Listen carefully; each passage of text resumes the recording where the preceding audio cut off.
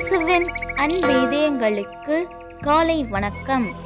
இந்த நாள் உங்களுக்கு ஆசீர்வாதமாக அமைய வாழ்த்துக்கள்.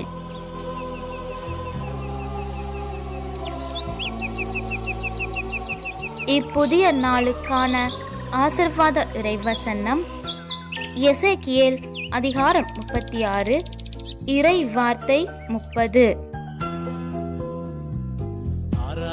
நீங்கள் மக்களினங்களிடையே பஞ்சத்தால் இழிவுறாதபடி மரங்களின் கனிகளையும் வயல்களின் விளைச்சலையும் பெருக்குவேன்.